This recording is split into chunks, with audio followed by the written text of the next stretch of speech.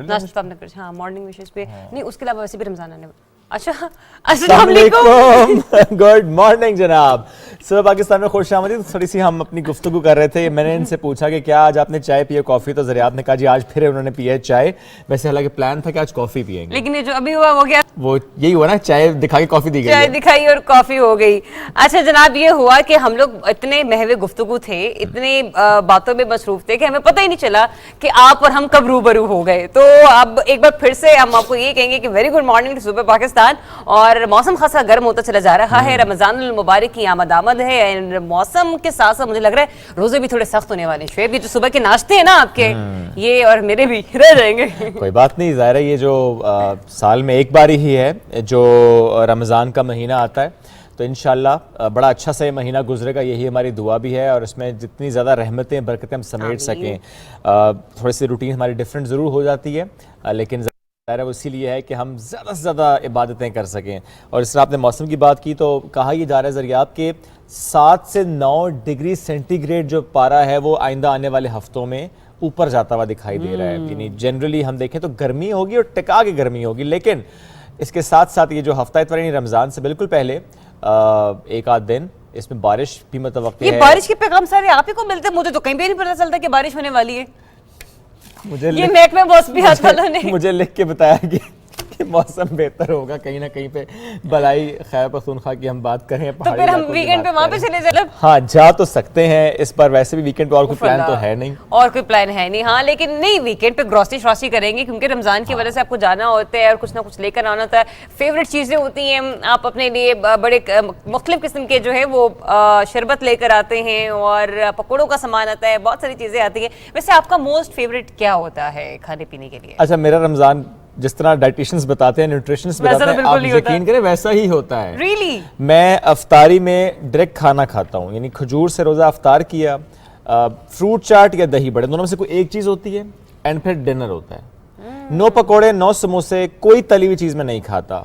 तो ये थोड़ा सा है। और सुबह के वक्त भी थोड़ा डिफरेंट है, मैं सिर्फ फ्रूट्स भी खाता हूँ सहरी में। फ्रूट्स भी खाता हूँ मैं, सुबह खजूर भी खाता हूँ, खजूर में लस्सी भी पीता हूँ और दही भी खाता हूँ। उसके बावजूद मैं इतना सा हूँ और हम कीटो डाइट कर करके मर जाते हैं, हम प्रोटीन डाइट कर करके मर जाते हैं, लेकिन क्या कर बिरयानी वैसे होता रहता है। इसलिए होता है कि हम जो खाते हैं हम फिर लगाते हैं ना यार, एनर्जीज एग्जैक्टली हम यहाँ पे पुट करते हैं और मजीद एनर्जी पुट करने जा रहे हैं क्योंकि वज़ीर-ए-आज़म खाते हैं तो लगाते भी हैं का जो कौम से खिताब है उसने भी कल खासा एनर्जाइज किया पॉलिटिकल सिनारियो को, अवाम के जज्बात को, न सिर्फ पाकिस्तान के अंदर बल्कि बैरूनी क़ुव्वतों को भी एनर्जाइज कर दिया इस मैसेज के साथ कि एब्सोल्युटली नॉट का मतलब ये नहीं है कि मैं एंटाई अमेरिका हूँ, एब्सोल्युटली नॉट का मतलब ये नहीं है कि मैं एंटाई इंडिया हूँ, एब्सोल्युटली नॉट का मतलब ये नहीं है कि मैं यूरोपीय यूनियन के खिलाफ हूँ, मैं बस पाकिस्तान के मफाद में हूँ। जरा उनकी जो तकरीर थी, उनका जो खिताब था, तकरीर नहीं से कहेंगे, हम कहेंगे दिल की बातें थी ज़रिया। वो जो आपने कहा ना कि एब्सोल्युटली नॉट को एलाबोरेट किया,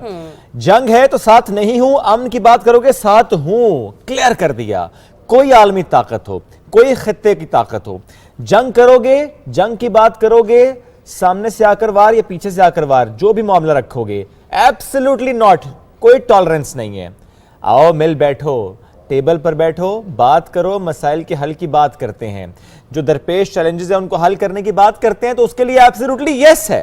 जो आपने कहा ना दिल की बातें, एग्जैक्टली थोड़ा इंतजार करना पड़ा। 7:15 का वक्त दिया गया था कि खिताब होगा, लेकिन 8 बजे के बाद वो खिताब नशर नहीं, खिताब किया गया, क्योंकि आज इससे किया कि this is not a recorded version, ये लाइव आप मुझे सुन रहे हैं। और उन्होंने कहा कि इससे पहले कि मैं वो बातें करूं जो कि इस वक्त हालात ऐसे हैं, मैं पहले दिल की बातें करना चाहता हूं आपसे।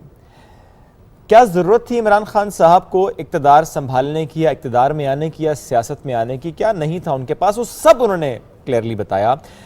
पाकिस्तान के मफाद की सियासत की है उन्होंने, पाकिस्तान के हक की बात की है उन्होंने, और सिर्फ पाकिस्तान के बसने वालों की बात की है, यानी अवाम की बात की है। और एक और जुमला जो उनकी तरफ से कहा गया वो क्या था?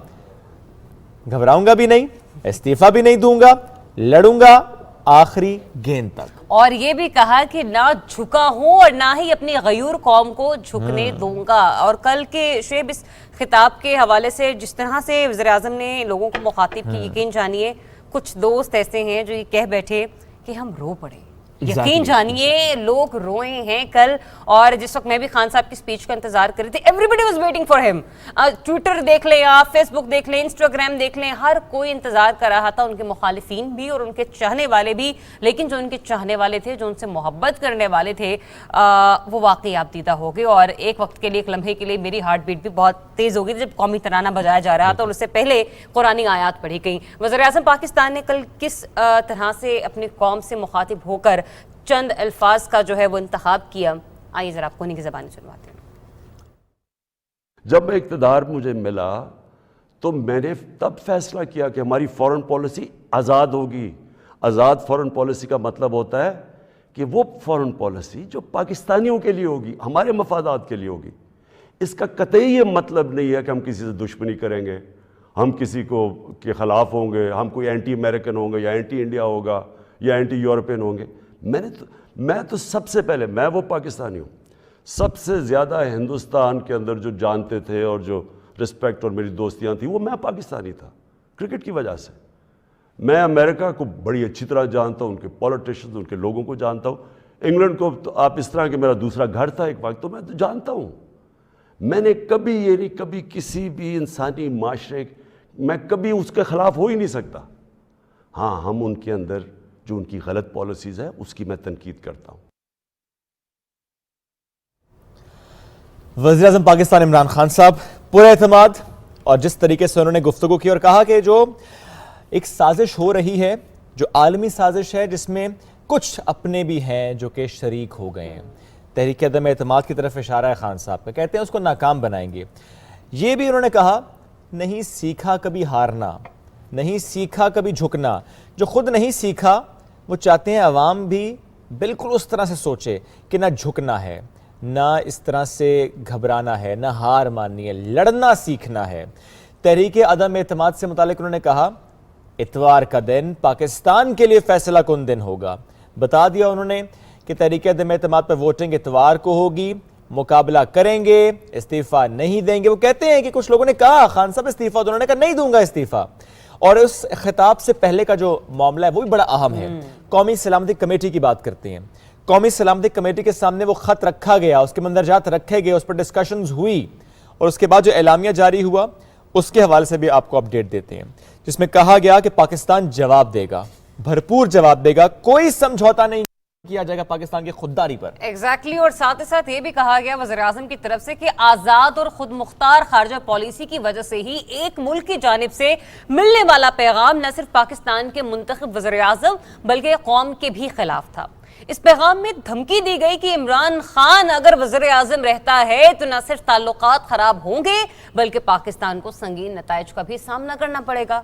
قوم سے خطاب میں پرائم منسٹر نے یہ بھی کہا کہ انہوں نے نہ کبھی کسی کے سامنے سر جھکایا ہے اور قوم کو وہ نہ ہی جھکنے دیں گے. انہوں نے واضح طور پر کہا کہ وہ اس سازش اور عدم اعتماد کی تحریک کو ناکام بنائیں گے. عمران خان نے یہ بھی کہا کہ ان کے خلاف غیر ملکی سازش کا سب سے خطرناک پہلو یہ ہے کہ ہمارے اپنے لوگ اس میں غیروں کی مدد کر رہے ہیں. دورہ روس پر بھی بات ہوئی. انہوں نے کہا کہ صرف ان کا فیصلہ نہیں تھا اکیلے کا کہ وہ روس جائیں گے, جسے بارہا جو غیر ملکی میڈیا ہے اور پاکستانی میڈیا بھی اس طرح سے پورٹری کر رہا تھا کہ انڈیویجولی, انفرادی حیثیت میں وزیر اعظم نے روس جانے کا فیصلہ کیا. انہوں نے کہا کہ تمام سٹیک ہولڈرز کو آن بورڈ لیا گیا تھا, جو موجودہ تھے انہیں بھی اور جو سابق رہ چکے شعیب انہیں بھی. بالکل. اور وزیر اعظم پاکستان عمران خان صاحب کی قوم سے خطاب سے پہلے جو قومی سلامتی کمیٹی کا ذکر انہوں نے پہلے بھی کیا کہ اس مراسلے کا حوالہ دیا گیا کہ جس پر زیادہ ڈسکشنز ہو رہی ہیں کہ گہری تشویش ہے, اور جو غیر ملکی عہدیدار کی طرف سے زبان استعمال کی گئی ہے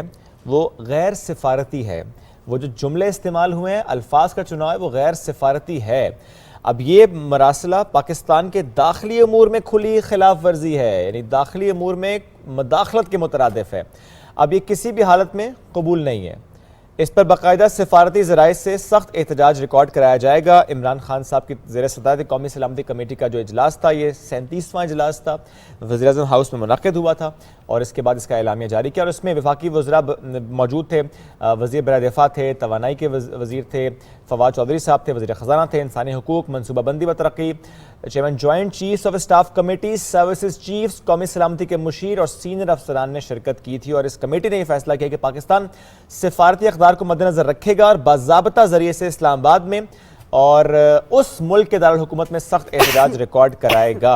इस अहम मामले पर आज हम बात करेंगे। हमें प्रोग्राम में ज्वाइन के साबिक सफ़ीर नजमुल साकिब साहब ने। सर बहुत शुक्रिया अपना वक्त देने के। सर अमेरिका ने कल डिनाई किया कि हमने ऐसा कोई लेटर नहीं लिखा। ज़रा लेटर तो उन्होंने लिखा नहीं है, वो तो एक मीटिंग है जिसका हवाला हम दे रहे हैं।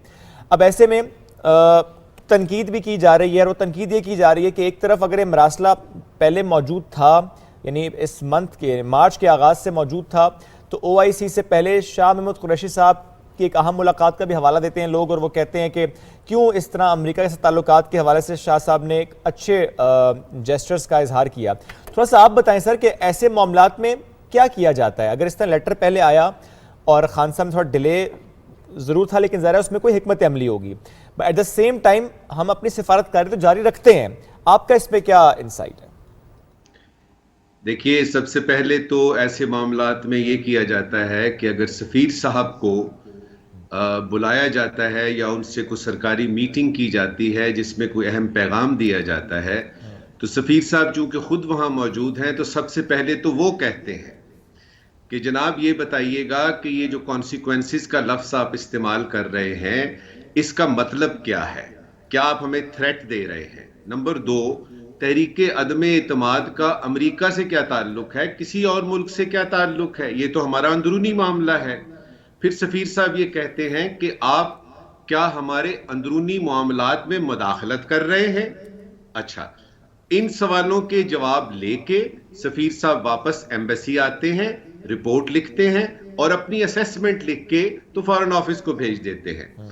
फॉरेन ऑफिस वाले ये करते हैं कि उन्हीं का जो सफीर है, फर्ज करें अगर अमेरिका है तो अमेरिका की एम्बेसी यहाँ मौजूद है इस्लामाबाद में, उसके CDA को, जो यानी नॉर्मली तो एम्बेसडर होता है लेकिन आजकल CDA है, चार्ज डे अफेयर्स है, उसको समन किया जाता है।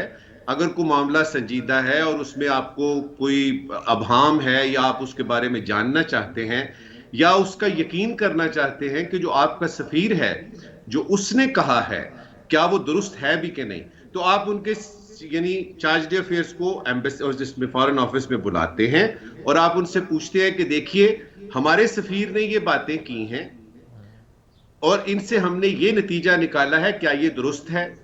अच्छा, ये सारा कुछ हो जाता है और उसके बाद फिर रिपोर्ट प्राइम मिनिस्टर को पेश की जाती है और जब प्राइम मिनिस्टर को रिपोर्ट पेश की जाती है तो उसमें फैक्चुअल बातें होती हैं। उसमें ये नहीं होता कि फलां का ये ख्याल था और फलां का ये ख्याल था। फिर उसमें वो जो रिपोर्ट प्राइम मिनिस्टर को दी जाती है वो एक समरी की शेप में दी जाती है और उसमें बताया जाता है कि जी इस तरह से ये मुलाकात हुई, इसमें से ये थ्रेट परसेप्शन हमारी है और हमारे ख्याल में ये जवाब बनता है। फिर उसका जवाब डिप्लोमेटिक चैनल्स के जरिए ही दिया जाता है। फॉरेन ऑफिस प्राइम मिनिस्टर से अप्रूवल लेके अपने सफीर को बताता है कि बाबा ये जो आपकी मीटिंग हुई थी उसके जवाब में एक और मीटिंग रिक्वेस्ट कीजिए, उस मीटिंग में आप ये वाले टॉकिंग पॉइंट्स जो है उनको कन्वे कर दीजिए। और दूसरी बात ये है कि इस तरह की रिपोर्टें मैंने 35 साल सर्विस की फॉरेन ऑफिस की और यानी अपने मुल्क की फॉरेन सर्विस ऑफ पाकिस्तान में, ये एक रूटीन की होती हैं रिपोर्टें। इसमें हर सफीर जो है वो केबल भेजता है जब कोई जरूरी बात हो। साकिब साहब, हम इसे फिर गैर मामूली समझें या मामूली समझें? आपने कहा कि ये रूटीन प्रोसीजर है, इस तरह की रिपोर्ट्स आती रहती हैं, लेकिन बार बार अगर किसी रिपोर्ट में वोट ऑफ नो कॉन्फिडेंस के हवाले से बात की जाएगी तो आपको लगता है मौजूदा पॉलिटिकल सिनेरियो में क्वेश्चन मार्क तो लगेगा? क्वेश्चन मार्क बिल्कुल लगेगा और लगना भी चाहिए। मैंने तो आपको सिर्फ ये बताया है कि सफीर ने अपने तौर पे क्या करना था। ठीक है, सफीर ने अपने तौर पे जो करना होता है, देखिए वो पाकिस्तान को उसके पास एक कागज होता है जिसके मुताबिक प्रेसिडेंट ऑफ पाकिस्तान उसको इख्तियारात देते हैं कि वो पाकिस्तान के बिहाफ पे बात कर सकता है। तो मुझे तो डिटेल का नहीं पता कि उन्होंने क्या बात की, अपनी असेसमेंट में क्या कहा। अब आते हैं बुनियादी चीज पे। देखिए ये जो आजादाना फॉरेन पॉलिसी होती है ना, ये मुझे नहीं पता किस चिड़िया का नाम है, लेकिन ये बहुत अच्छा है कि प्राइम मिनिस्टर ने एक दफा बता दिया कि पाकिस्तान एक इंडिपेंडेंट फॉरेन पॉलिसी चाहता है।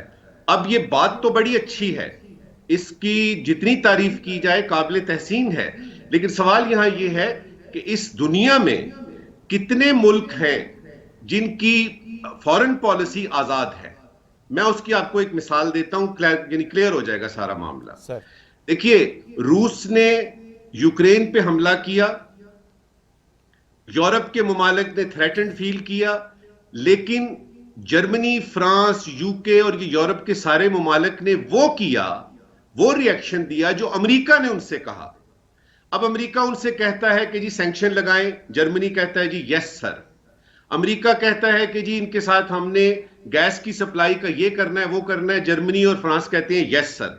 तो क्या इसका ये मतलब है कि जर्मनी और फ्रांस की जो फॉरेन पॉलिसी है वो आजाद नहीं है? यहां पे मैं आप एक बार यानी आपको बताऊं, आप दोनों यानी को, कि इसमें फॉरेन पॉलिसी ये कोई किताब नहीं होती कि आप उसमें लिखते हैं कि हमारी फॉरेन पॉलिसी आजाद होगी। ये एक रोजाना का होता है मामला, हर रोज आपके जो स्टांसेस हैं वो चेंज होते हैं। आपने जो बेहतरीन चीज प्राइम मिनिस्टर ने कल बताई उसमें ये था कि हम अगर कहते हैं कि हम जंग में साथ नहीं हैं और अमन में साथ हैं, तो इसका ये मतलब हरगिज नहीं है कि हम अमेरिका से ताल्लुकात खराब चाहते हैं। अब बात तो ये ठीक है, अब ये कि कन्वे कैसे हो रही है, उधर कैसे इसको लिया जा रहा है, क्योंकि आपकी इंटेंशंस जो हैं वो कन्वे हो तब बात बनती है। और इसके लिए बड़ा जरूरी है कि राब्ते रखे जाएं, मुसलसल राब्ते रखे जाएं, और अपनी गैरत, अना और इस तरह की चीजों को जो है वो एक तरफ देख के देखिए। फॉरेन पॉलिसी में गैरत की बेस पे नहीं चलते यानी मुमालिक के ताल्लुकात।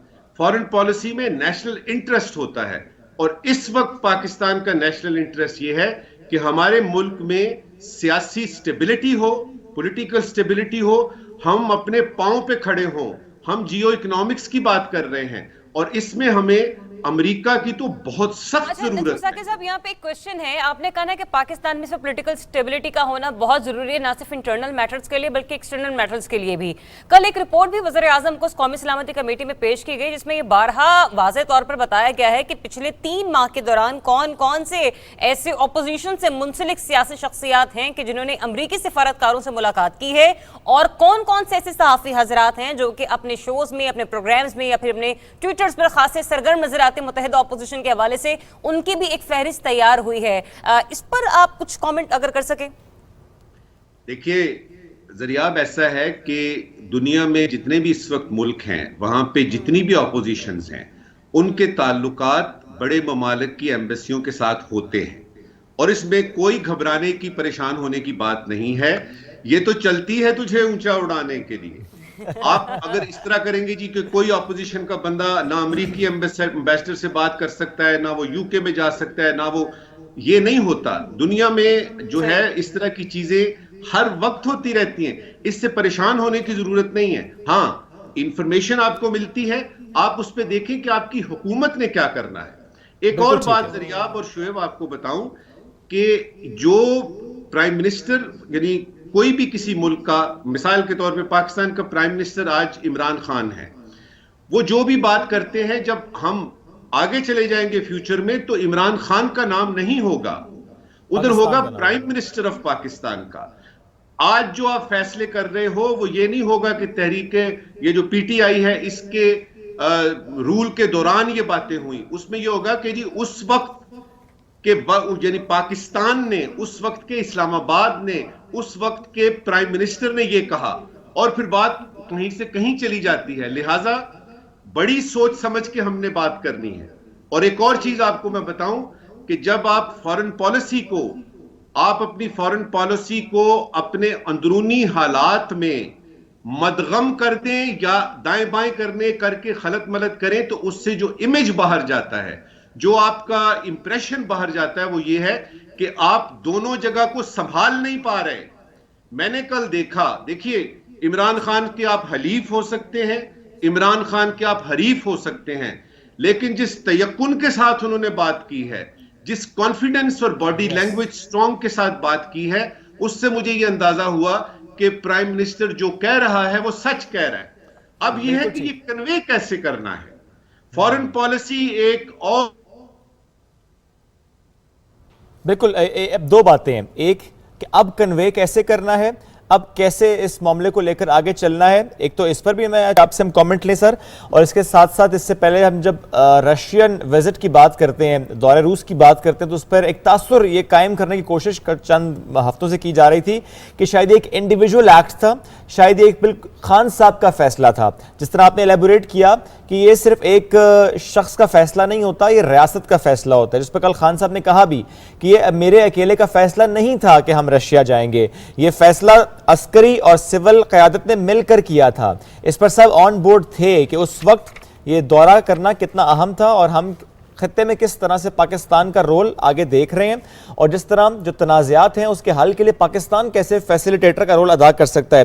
نجم ثاقب صاحب، دو باتیں ہیں، اس کو پلیز مجھے جواب دیجیے گا۔ ایک جو خان صاحب نے کلیئر کیا کہ دورہ روس، ایک تو یہ کہ ان کا اکیلے کا فیصلہ نہیں تھا، سول عسکری قیادت سب آن بورڈ تھے اور یہ فیصلہ پاکستان نے کیا تھا، تو تاثر دینا کہ خان صاحب کا اکیلے فیصلہ، یہ تو غلط ہو گیا۔ اور دوسرا یہ کہ آپ نے اس سے پہلے کہا تھا کہ جب یہ لیٹر سامنے آیا تو اس وقت کیا کرنا چاہیے تھا، آپ ذرا مجھے بتائیں کہ قومی سلامتی کمیٹی کے بعد کیا کرنا ہے، کیا کرنا چاہیے، درست طریقہ کیا ہے، آپ کیا سمجھتے ہیں؟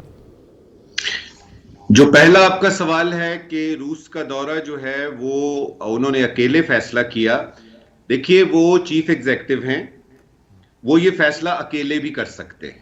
سب سے پہلی بات یہ دیکھیے گا، مثال کے طور پہ فارن آفس اگر یہ کہتا ہے کہ آپ کو یہ دورہ کرنا چاہیے، پھر تو ہم کہیں گے جی کہ فارن آفس بھی بیچ میں تھا۔ اگر آپ نے باقی سٹیک ہولڈر سے بات کر لی ہے تو ہم کہیں گے جی کہ ان کی بھی رائے شامل تھی، لیکن آپ کم از کم اس چیف ایگزیکٹو کو اتنا تو اختیار دیجئے کہ وہ اپنے ملک کے بارے میں جو فیصلہ کرنا چاہتا ہے وہ کر سکے۔ تو روس کا دورہ میرے خیال میں اگر پرائم منسٹر نے اپنے طور پہ بھی فیصلہ کیا ہے تو وہ اس کے بعد ان کا اختیار ان کے پاس ہے۔ آپ کسی وزیر اعظم کو کیسے کہہ سکتے ہیں کہ وہ کوئی دورہ نہ کرے؟ دوسری ایک اہم بات جو آج بالکل بھول گئے ہیں یہ سارے مبصرین، یہ جو روس کا دورہ ہے یہ کوئی یوکرین کی حالات جو پیدا ہوئے اس سے بہت پہلے کی بات ہے، یہ تو آلریڈی طے تھا۔ اس کے بعد ایک اور بات سنیے، روس کا یہ دورہ جو ہے یہ ہم پچھلے کوئی 6 سال سے کر رہے ہیں کوشش کہ پریزیڈنٹ پوٹن کا 2 دفعہ تو دورہ اسلام آباد کا منسوخ ہو گیا، ہم نے بات کرنی ہے، ہم نے نئے دوست ڈھونڈنے ہیں۔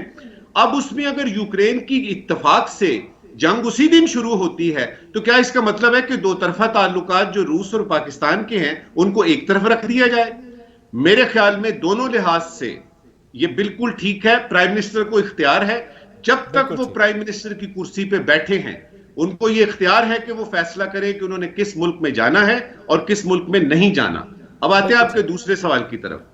اب جب کہ اس خط پہ ساری باتیں ہو گئیں، یہ سارے معاملات ہوتے رہتے ہیں جب بھی اس طرح کی کوئی سینسیٹیو سچویشن آئے، اس میں آپ کی سیکیورٹی کونسل، یہ جو آپ کی یعنی نیشنل سیکیورٹی کونسل ہے یہ بھی بیٹھتی ہے، فوج بھی اس میں ہوتی ہے، آپ کے سارے سٹیک ہولڈرز، فائنانس منسٹر بیٹھا ہوتا ہے، فارن سیکٹری بھی ہوتا ہے، یہ سارے لوگ ہوتے ہیں۔ یہ ساری باتیں ہوتی رہتی ہیں، سکرین پہ نہیں آتی، اور یہ سکرین پہ آنی بھی نہیں چاہیے اصولی طور پہ۔ مجھے نہیں یاد پڑتا کہ دنیا کے کسی ملک میں اس طرح کے سینسیٹیو ایشوز کو آپ پورے پروسیسز کے ساتھ بتا رہے ہیں کہ جی ایسے ہوتا ہے ایسے ہوتا ہے۔ وہ بتانا ناگزیر اس لیے ہو گیا کہ وہ چیز پرائم منسٹر نے ایک جلسے میں وہ خط لہرا دیا، وہ مراسلہ لہرا دیا، اب اس کے بعد جو کچھ ہوا ہے وہ ہونا ہی تھا، وہ ناگزیر تھا۔ اب یہ ہے آپ کا جو سوال ہے زریاب اور شعیب کہ اب آئندہ آگے کیا ہوگا۔ میرے خیال میں اب جب کہ واشنگٹن سے یہ آ چکی ہے بات کہ ہم نے ایسا کوئی تھریٹ نہیں دیا، اب ہمارا یہ ہے کہ ایک پالیسی مرتب ہو کہ اس سارے کے سارے سلسلے کو، اس کڑماس کو دور کیسے کرنا ہے۔ آپ نے اپنے سفیر کو، جو اس وقت تو وہ سفیر ہے ہی نہیں، اسد مجید صاحب تو وہاں سے برسل جا چکے ہیں، نئے سفیر نے چارج لے لیا ہے، مسعود خان صاحب وہاں موجود ہیں، بڑے مجھے ہوئے سفیر ہیں، ان کو آپ نے بتانا ہے کہ جی جا کے یہ غلط فہمیاں دور کیجئے اور ان کو بتائیے کہ اس طرح سے یہ صورتحال ڈیولپ ہوئی ہے۔ تو آئندہ آپ دیکھیں گے کہ اگر اس فارن پالیسی کا جو یہ مسئلہ اس وقت ہمیں نظر آ رہا ہے یہ اتنی دیر چلے گا نہیں۔ ملکوں کی جب بات آتی ہے تو اس میں اس طرح کے معاملات ہوتے رہتے ہیں، گھبرانے کی، پریشان ہونے کی ضرورت نہیں ہے، کام کرنے کی ضرورت ہے۔ اور اس وقت آپ صرف ایک کام کر لیجئے، امریکہ کو یہ امپریشن دور کر دیجئے کہ ہم اس کے ساتھ نہیں ہیں۔ آپ ان کے ساتھ نہ رہیں، کرنے کی آپ فی الحال اپنی ضرورت ہے پالیسی موجودہ حکومت کی طرف سے بھی، اور آنے والے دنوں میں بھی جو بھی ملک کے پولیٹیکل حالات جس بھی ڈگر کی جانب بڑھتے ہیں، ایک جو تاثر ہے کہ شاید ہم امریکہ کی پالیسیوں کے خلاف ہیں، وہ تاثر ظاہر کرنے کی ضرورت ہے. بہترین ایک اچھی نہ صرف تجزیہ بلکہ یوں کہ لیجیے ایک اچھے سولوشن کے ساتھ آپ نے ہمیں یہ بھی بتایا کہ پاکستان کو آنے والے دنوں میں کیا حکمت عملی تیار کرنا ہوگی. بہت شکریہ آپ کا نجم مساکر صاحب اپنا وقت دینے کے لیے. اور پاکستان اس وقت خارجی اعتبار سے بھی اور اندرونی اعتبار سے بھی اب کہہ سکتے ہیں کہ ہم ایک نازک صورتحال سے گزر رہا ہے، تو ایسے میں ملکی مفاد کے لیے جو ہے وسیع تر مفاد میں کچھ اہم فیصلے لینا اس وقت بہت ضروری ہو چکا ہے. ایسے میں خبر یہ بھی سامنے آتی ہے کہ ایک طرف تو پولیٹیکل ٹیمپریچر بہت زیادہ ہائی ہے، دوسری طرف ہم یہ دیکھتے ہیں کہ جو انٹرنیشنل انسٹیٹیوٹس ہیں ان کی طرف سے یہ کہا گیا کہ عدم اعتماد کو ملکی معیشت کے لیے نقصان دہ قرار جو ہے وہ ثابت کیا جا رہا ہے. کریڈٹ ریٹنگ کی بین الاقوامی ایجنسی موڈیز اس نے یہ کہا کہ عدم اعتماد کی تحریک سے پاکستان کی کریڈٹ ریٹنگ منفی ہو سکتی ہے، جبکہ اس سے پیداوار میں اضافے کے لیے پالیسی اور اصلاحات کے عمل کو برقرار رکھنے اور IMF سمیت دیگر ذرائع سے مالی معاونت کو محفوظ بنانے کے حوالے سے بے یقینی میں اضافہ ہوگا. ایگزیکٹلی اور یہ موڈیز کی جانب سے جاری ہونے والی جو والی تجویز کہہ لیتے ہیں اس کو، تجزیہ کہہ لیتے ہیں اس کو، کہ اس میں کہا گیا ہے کہ پاکستان میں جو اس وقت اپوزیشن ہے ان کی جماعتوں کی جانب سے تحریک عدم اعتماد ایک ایسے وقت میں سامنے آئی ہے جب ہم انٹرنیشنل مارکیٹ میں انفلیشن کو بڑے اوپر جاتا دیکھ رہے ہیں. تو ملک میں جو اس وقت حالات ہیں، اگر ہم کرنٹ اکاؤنٹ ڈیفیسٹ کی بات کر لیں، انفلیشن کی بات کریں، اس میں ہم اضافہ دیکھ رہے ہیں. بیرونی ادائیگیوں کی بات کر لیں، اس کے محاذ پر ہم دیکھ رہے ہیں کہ خاصا مشکل کا سامنا کرنا پڑ رہا ہے. زر مبادلہ کے ذخائر میں کمی سامنے آ رہی ہے. تو یہ حکومت کے لیے بیرونی ادائیگیوں کی جو استعداد ہے اس کے حوالے سے خطرات اور خدشات میں اس سے اضافہ ہوگا. تو یہ ہم نے موڈیز سے متعلق خبر آپ سے شیئر. بڑھتے ہیں آگے، کچھ دیگر معاملات بھی ہیں، دیگر خبریں بھی ہیں، وہ شامل کرتے ہیں. آپ کو یاد ہے ہم نے چند روز پہلے بتایا بھی تھا کہ NCOC کو تحلیل کیا جا رہا ہے. تو انسداد کورونا کے لیے تشکیل دیے گئے ادارے national command and operation centre کا کل آخری دن تھا. کیا کام کیا national command and operation centre نے، اس پر ایک رپورٹ تیار کی ہے، آپ کو دکھاتے ہیں. National command and operation centre کی اختتامی تقریب سے خطاب کرتے ہوئے وفاقی وزیر اسد عمر نے کہا کہ کرونا کیسز میں کمی کے باعث NCOC کو بند کرنے کا فیصلہ کچھ عرصے پہلے کیا تھا. ایمرجنسی کے لیے یہ ادارہ بنایا گیا تھا جس کو اب بند کرنے کا وقت آ گیا ہے. وبا جو ہے اس کے پھیلاؤ کو دیکھتے ہوئے، جو ہمارے ملک کے اندر ویکسینیشن کے ریٹس ہیں ان کو دیکھتے ہوئے یہ فیصلہ کیا گیا کہ اب ہم نے اس وبا کے ساتھ زندگی گزارنے کا ایک نارمل طریقہ کار اپنانا ہے، اور یہ جو ایک ایمرجنسی کے اندر ادارہ کھڑا کیا گیا تھا اب اس کے فیز آؤٹ کرنے کا ٹائم آ گیا ہے. وفاقی وزیر نے کہا کہ حکومتی اداروں اور بحیثیت قوم ہم نے اس وبا پر قابو پایا ہے. وفاق اور صوبائی حکومتوں نے مل کر احسن طریقے سے کام کیا. دنیا کے بڑے بڑے اداروں نے پاکستان کو کہا کہ دنیا میں چند ممالک جن سے سیکھا جا سکتا ہے اور جنہوں نے بہترین طریقے سے کووڈ کا مقابلہ کیا، اس میں پاکستان شامل ہے. دنیا کی بڑی بڑی پرسنالٹیز، بڑے بڑے ناموں نے پاکستان کی تعریف کی. اسد عمر کا مزید کہنا تھا کہ معاشرے میں کرونا وبا سے متعلق انتشار نہ پھیلنے کا صحرا علماء کرام کو جاتا ہے. رپورٹ آپ نے دیکھی. اب ذرا بڑھتے ہیں آگے. یہ تو ہم نے NCOC کی بات کی. اب کوئکلی آپ کو دبئی ایکسپو سے خبر دیتے ہیں. چند روز پہلے بتایا تھا آپ کو کہ ایکسٹیریئر چھا گیا تھا ہمارا جو دبئی ایکسپو میں پاکستانی پویلین دا ہڈن ٹرائر کے نام سے، اور ایکسٹیریئر پر بھی ہمیں ملا تھا ایوارڈ، یعنی راشد رانا صاحب اس کے ظاہر ہے ایک مین فیس. لیکن اب ایک اور کامیابی ہے ہماری. اچھا، راشد رانا صاحب نے کہا تھا اور کامیابی آنے والی ہے، اور ایک اور کامیابی مل گئی ہے. ایکسٹیریئر کے بعد اب ہمیں انٹیریئر میں بھی ایوارڈ مل گیا ہے جناب. انٹیریئر ڈیزائن کے لیے سلور ایوارڈ سے نوازا گیا ہے ہمارے انٹیریئر ڈیزائنر کو، جنہوں نے پویلین جو ہے پاکستان کا وہاں پر خوبصورتی سے ڈیزائن کیا تھا. وزیر اعظم کی مشیر برائے تجارت عبدالرزاق داؤد کا کہنا ہے کہ ایکسپو 2020 میں بہترین پویلین کے انتخاب کے لیے بین الاقوامی جیوری کو بلایا گیا، اور پاکستان کو 192 پویلین میں سے انٹیریئر ڈیزائن کے لیے سلور ایوارڈ سے نوازا گیا. مطلب ایک اچھی وکٹری ہے. 192 ممالک اور پاکستان. بالکل ایسا ہی ہے. توقعات سے بڑھ کر پاکستانی پویلین ایک شانداری سے ہمکنار ہوا ہے ماشاءاللہ. اور عبدالرزاق داؤد صاحب نے یہ بھی کہا کہ تھرسڈے کو ایکسپو کا جس طرح آخری دن تھا تو اس سے متعلق وہ بات کر رہے تھے کہ تخلیقی صلاحیتوں کا بہتر اظہار کرنے پر اپنی ٹیم بالخصوص جنہوں نے انٹیریئر ڈیزائن کیا, جو تمام سپیسز تھیں اندر ان کو ڈیزائن کیا, اور جو ایکسٹیریئر کو ڈیزائن کیا راشد رانا نے, ان کا انہوں نے کیا شکریہ ادا. تو یہ بڑی اچھی بات ہے کہ کامیابی کے ساتھ یہ سفر اختتام پذیر ہوا. تو واقعی کل جب ہم بھی کچھ تصویریں دیکھ رہے تھے دبئی ایکسپو کی, تو واقعی دل چاہتا کہ یہ آخر دن بھی وہاں پر ہوتے اور ضرور دیکھتے. جو اختتامی تقریب تھی وہ بڑی خوبصورت تھی, بڑی شاندار تھی.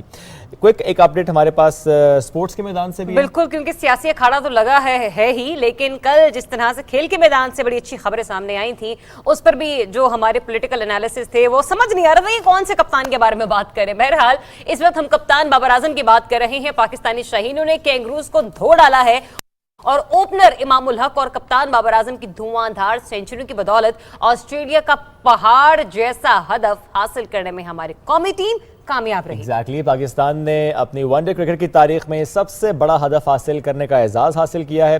اور دوسرے ون ڈے میچ کی اگر بات کریں تو یہاں پر بھی آسٹریلیا کو شکست دے کر 3 میچز کی سیریز 1-1 سے برابر کر لی گئی ہے. آسٹریلیا 349 رنز کا ہدف پاکستان نے 49 اوورز میں صرف 4 وکٹوں کے نقصان پر حاصل کیا. کپتان بابر اعظم 114 جبکہ امام الحق سے 106 رنز کی شاندار اننگز انہوں نے کھیلی.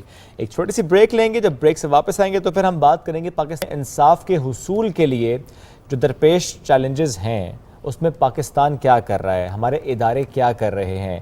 اگر کوئی کمزور ہے, اگر کوئی غریب ہے اور وہ یہ صرف اس وجہ سے انصاف نہیں حاصل کر پا رہا کہ وکیل کی فیس کہاں سے دے گا, جس کو معلوم نہیں کہ کہاں کا دروازہ کھٹکھٹانا ہے, کیسے انصاف کو یقینی بنانا ہے, یعنی اس کے لیے کیسے یقینی بنایا جائے گا, ادارے اس پر کیا کریں, اس پر بات کریں گے لیکن بریک کے بعد.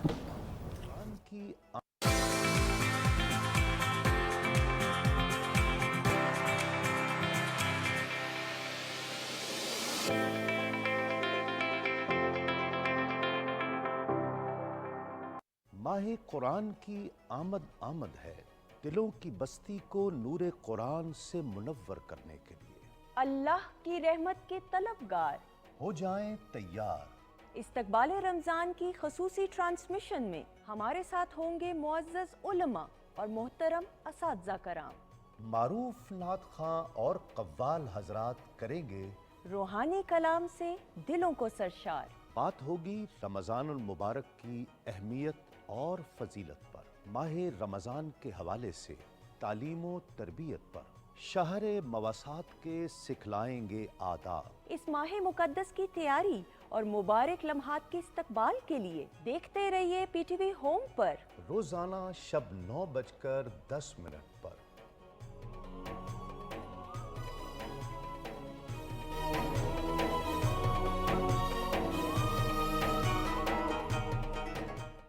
ماہ قرآن کی عالمی برتری کے لیے بڑی طاقتوں کی لڑائی ہو یا پھر امن معاہدوں کی صف بندی, معیشت میں اتار چڑھاؤ ہو یا پھر دنیا بھر میں بڑھتی مہنگائی, ہم رکھتے ہیں آپ کو باخبر. ٹیکنالوجی کی دنیا میں ہونے والی نت نئی ایجادات ہوں یا موسمیاتی تغیرات کی وجہ سے ہونے والی تبدیلیاں, علم و ادب, تحقیق و جدت, سوشل میڈیا کے نت نئے آلات یا پھر دنیا بھر سے ہوں دلچسپ و عجیب خبریں, ہم پہنچاتے ہیں آپ تک ہر خبر. میں ہوں آپ کے ساتھ آپ کی میزبان آسماء اقبال, اور ہم لاتے ہیں دنیا بھر سے خبروں اور تجزیوں کا مشتمل پروگرام دنیا کے ساتھ صرف پی ٹی وی نیوز پر.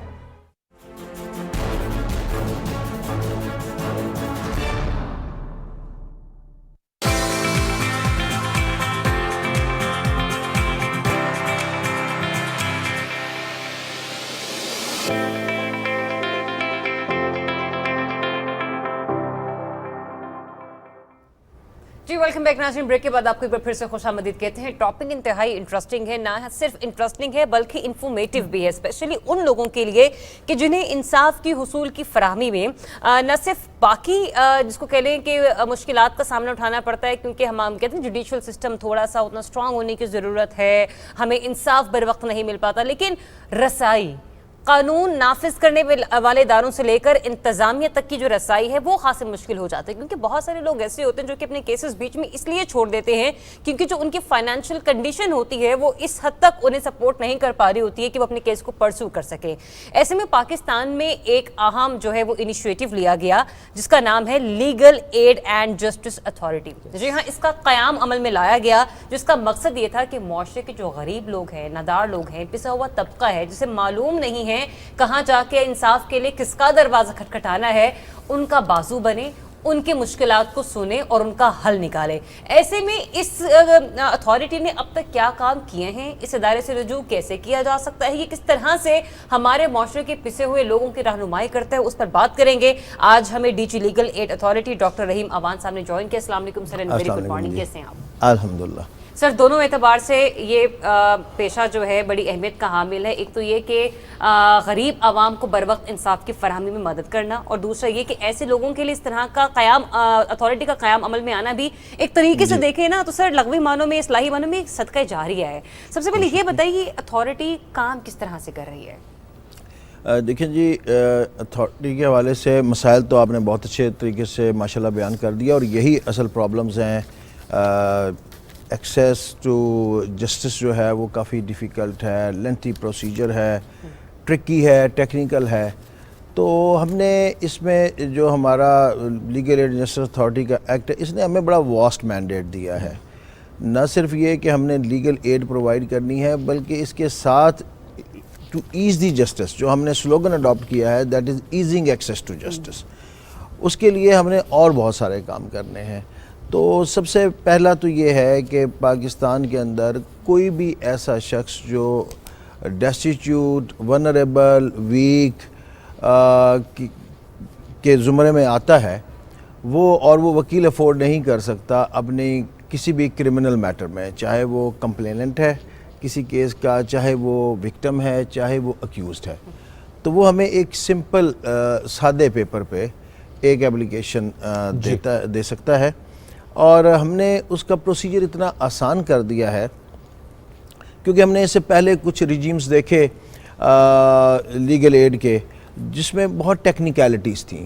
اس میں سے کچھ ایک اس کا میں بھی پارٹ رہا.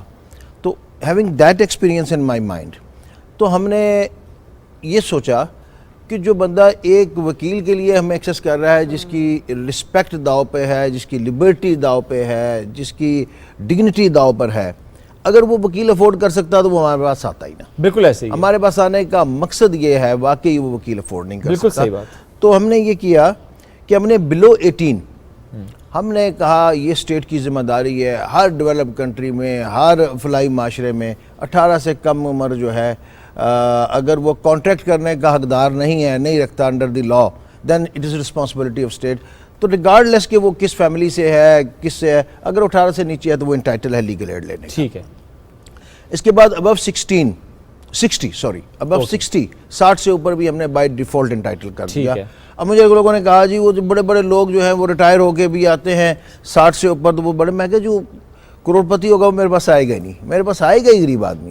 تو 60 سے اوپر بھی ہم نے بائی ڈیفالٹ جو ہیں وہ انٹائٹل کر دی. بالکل ٹھیک ہے. ہم چاہتے ہیں اس کو دوبارہ بھی کہیں, بڑی اچھی بات آپ نے کر دی کہ ایک تو یہ کہ اگر 18 سال سے کم عمر کوئی شخص ہے, کوئی یعنی ہے, تو اس کو انٹائٹل ہے وہ لیگل ایڈ کے سے مستفید ہو سکتا ہے. At the same time 60 plus بھی.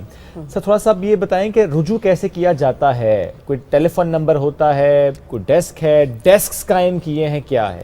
دیکھیں ہمیں ایک سمپل ایپلیکیشن, وہ تھرو فیکس آ جائے, تھرو ای میل آ جائے, تھرو واٹس ایپ آ جائے, چونکہ اٹس کوائٹ نیسنٹ ڈپارٹمنٹ, تو ہم اس کی ویب سائٹ کو بھی ایکٹیو کر رہے ہیں. ہمارا رسپانس ٹائم جو ہے وہ 1 آور ہے. اچھا, اگر آپ کو نمبر یاد ہے تو آپ میں چاہوں گا نمبر دوہرا بھی دیں. واٹس ایپ نمبر کیا ہے جس پہ کال کی جائے؟ 0313850044. ذرا ٹیم یہ نمبر نوٹ کر لیجئے گا, ہم ایک بار پھر سے ریپیٹ کروا دیتے ہیں تاکہ آپ یہ نمبر جو ہے وہ ٹیلی ویژن اسکرین پر ذرا چلا بھی دیں. سر ایک بار پھر سے اگر آپ 0313855044. ٹھیک, اس پہ ہمیں اپلیکیشن آ جائے. اسی طرح ہمیں اگر آفس ایڈریس پہ آنی ہے تو that is legal aid and justice authority, state life building number 5, 10th floor,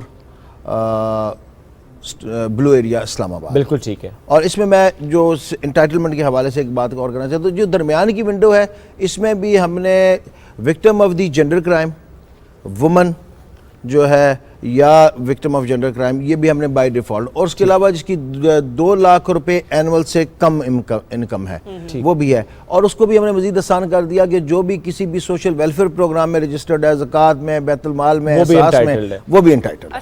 تاکہ ہمارا یہ اس کی ویریفیکیشن پہ ٹائم ضائع نہ, اس کی اپلیکیشن ہے. دیٹس وائی ہمارا رسپانس ٹائم جو ہے that is only 1 hour. at the time of receipt of application. Sir یہ تو رسپانس ٹائم ہے، لیکن یہ بتائیے گا کیس کی نوعیت جاننے کے بعد، اس کی پروسیڈنگ کے بعد اور انصاف کی فراہمی کے حصول میں کتنا وقت درکار ہوتا ہے؟ مطلب کتنا ریپڈلی ادارہ کام کرتا ہے؟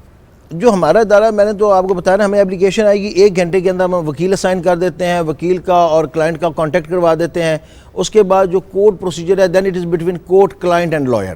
اور اوپر جو کورٹ کا پروسیجر ہے وہ آپ کے سامنے ہے. ظاہر ہے ٹائم کنزیومنگ، بیک لاگ بھی ہے کیسز کا، ججز کی تعداد کم ہے، وہ ایک اور مسئلہ ہے. اس کے لیے ہم نے پھر ایک اور حل یہ نکالا ہے، ہم آلٹرنیٹیو ڈسپیوٹ ریزولوشن کی طرف جا رہے ہیں. جولائی سے ہم نے ایک اپنا سٹارٹ کر رہے ہیں centre for the legal aid and ADR training.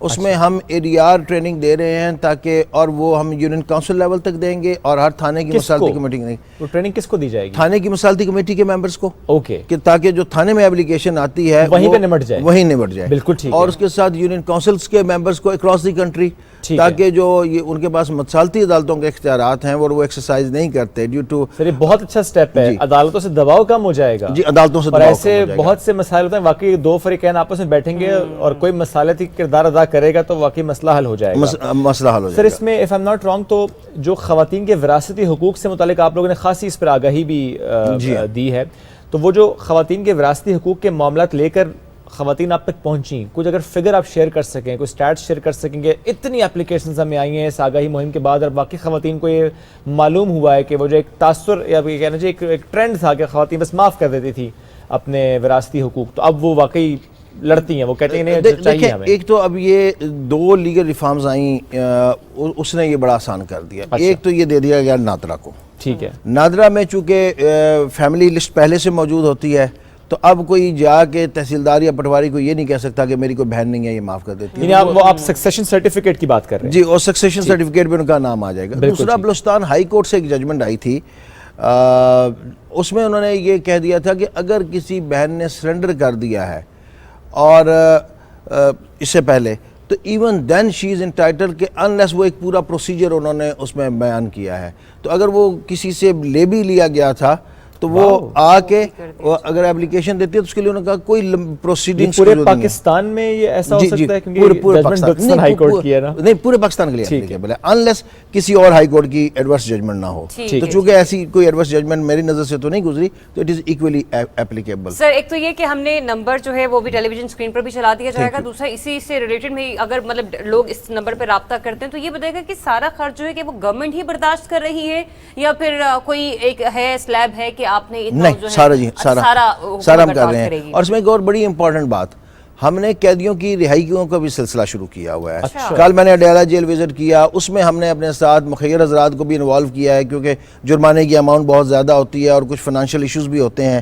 تو کل ہم نے 4 قیدی وہاں سے رہا کروائے. ایک قیدی 8 سال بعد رہا ہوا جو due to non payment of fine, that جو ہے وہ he was behind the bar arrested تھا.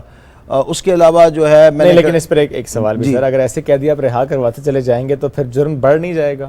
نہیں، دیکھیں ایک قیدی اپنی سزا کاٹ چکا ہے، اب اس کے پاس پیسے نہیں ہیں، ہم ان کو چھڑا رہے ہیں کہ جو پیسے نہ دینے کی وجہ سے، اور پھر آگے ہم نے پھر فلانتھروپسٹ کے ذریعے جو ہے ان کے ساتھ ہم نے مل کے ان کی ریہیبلیٹیشن کا سلسلہ بھی سٹارٹ کیا، ان کی تربیت کا. بالکل صحیح. اچھا، ابھی میں نے سندھ وزٹ کیا، وہاں کراچی پریزن سے بچے چھوٹے چھوٹے ہم نے ان کو رہا کروایا جو صرف بیل اماؤنٹ نہ جمع ہونے کی وجہ سے.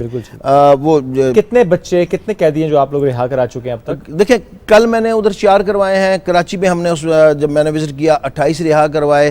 کل پھر ہمارے جو وہاں پر دوست اب کام کر رہے ہیں انہوں نے کچھ 6-7 لوگوں کی پھر مجھے لسٹ شیئر کی ہے. وہ لسٹ ہی میں پوچھنے لگا تھا کہ لسٹ کیسے بنتی ہے؟ کوئی آپ سے رابطہ کرتا ہے ان کے لواحقین؟ نہیں، ہم پریزن سے ہم خود پریزن سے رابطہ کرتے ہیں. ابھی ہم نے جا کے وزٹ کر رہے ہوتے ہیں آپ کے وہاں پہ. جی، 2 چیزیں، ایک تو ہم وزٹ کرتے ہیں، دوسرا ہم انہیں کہتے ہیں کہ آپ ہمیں ریگولر بیسس پہ یہ لسٹ اپ ڈیٹ کرتے رہیں. اچھا، کیونکہ اور بھی مخیر حضرات اس میں بڑا رول جی، تو وہ ہمیں وہ بتاتے ہیں تو پھر ہم اپنا فنڈ دیکھ لیتے ہیں، مخیر حضرات کو دیکھ لیتے ہیں، پھر ہم اس میں سے دیکھ لیتے ہیں کہ یہ کون سے ہیں. اس میں باقاعدہ ہینیس افینسز کو بھی سامنے رکھتے ہیں.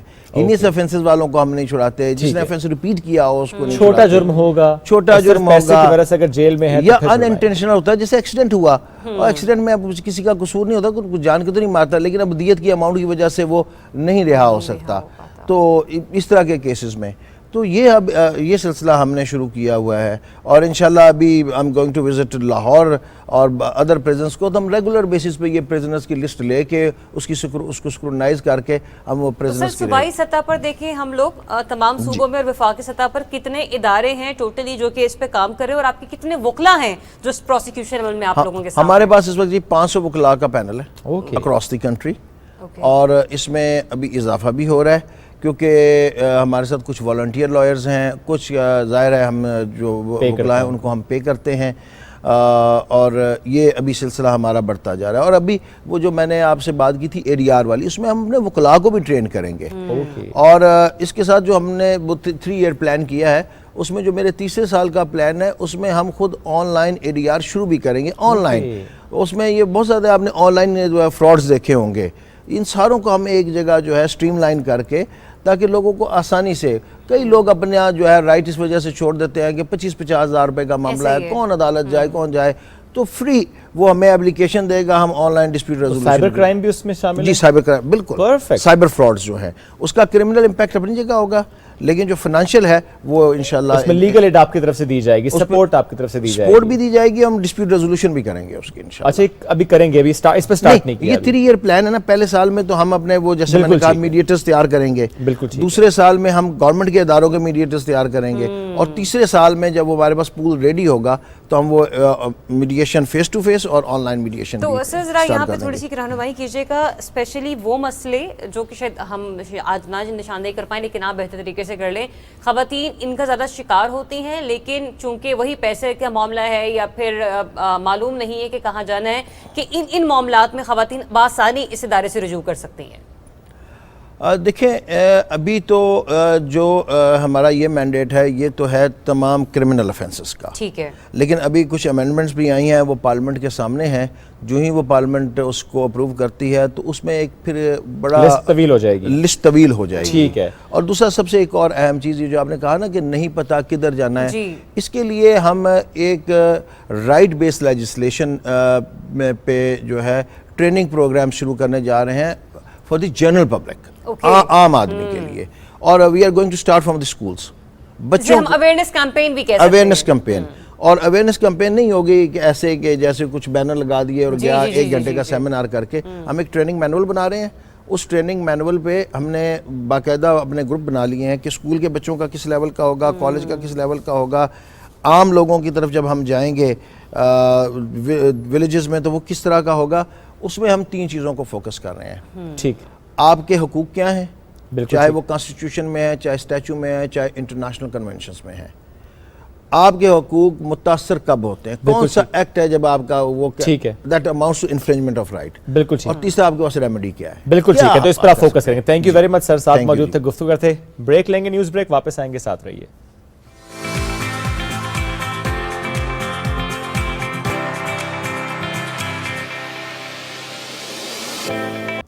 ہیڈ لائنز آپ جان چکے ہیں. بلدیاتی انتخابات کے نتائج آنے کا سلسلہ جاری ہے. غیر حتمی غیر سرکاری نتیجہ آ رہا ہے. ذرا آپ کو اس پہ اپڈیٹ بھی دے دیتے ہیں کہ پاکستان تحریک انصاف کو یوں لگتا ہے کہ وہاں سے اعتماد کا ووٹ ملا ہے. اس کو بالکل اس طرح سے لیتے ہیں جو کہ ظاہر بلدیاتی انتخابات آئندہ آنے والے جو حالات ہیں ان کی سمت کا تعین کر رہے ہیں.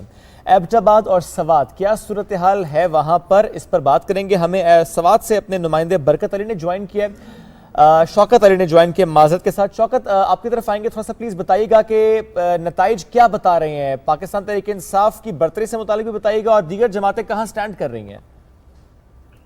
جی اس وقت تک جو پوزیشن ہے، انتخابات انتہائی منظم طریقے سے ہوئے، کسی قسم کا ناخوشگوار واقعہ پیش نہیں آیا. جی اس الیکشن کے لیے جو ہے نا کل پولنگ اسٹیشن 993 بنائے گئے تھے، جس میں 243 مرد اور 229 جو ہے خواتین کے لیے تھے، اور 521 کمبائنڈ تھے. رجسٹر ووٹر کی تعداد 14,07,948 ہے. 7 لاکھ مرد ہیں اور 6,23,000 سے زائد جو ہے نا وہ خواتین ہیں. اس میں چند 182 پولنگ اسٹیشن حساس بھی تھے. بہرحال ابھی تک کا جو رزلٹ ہے ہمیں الیکشن آفس سے ملے ہیں، ان میں تاریخی انصاف کو واضح برتری حاصل ہے. منگورہ جو ہے یہ مرکزی شہر ہے اور دارالخلافہ ہے ملکن ڈویژن کا. یہاں پر پی ٹی آئی کا جو ہے امیدوار وہ سلیکٹ ہوا، یہ اس کا انتخاب کیا گیا ہے، جس کے لیے انہوں نے 36,938 ووٹ حاصل کر کے کامیابی حاصل کی ہے پہلے نمبر پر. اور اس کے بعد جے یو آئی کے صبت اللہ ہے جنہوں نے 21,333 ووٹ حاصل کیے ہیں. ٹھیک ہے، آپ کا بہت شکریہ. آپ کو شوکت علی، آپ ہمیں سوات سے اپڈیٹ کر رہے تھے. بلدیاتی انتخابات کا یہ دوسرا راؤنڈ ہے جس میں پاکستان تحریک انصاف کو برتری حاصل ہے. ذرا ایبٹ آباد لے کے چلتے ہیں آپ کو، وہاں پر ہمارے نمائندے طارق جدون سے بھی ہم لوگ جانیں گے، لیکن آنے والے بلیٹنز میں اس حوالے سے آپ کو مزید اپڈیٹس کرتے رہیں گے. چلیں ایک چھوٹی سی بریک لیں گے، واپس آئیں گے اور ہمارا خصوصی سیگمنٹ آج جمعے کی مناسبت سے، لیکن اس بریک کے بعد.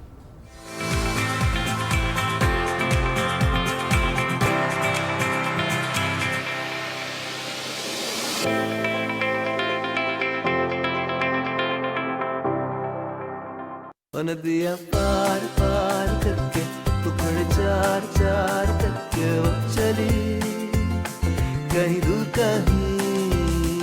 The intelligent 7-seater Glory 580 Pro, as big as your happiness.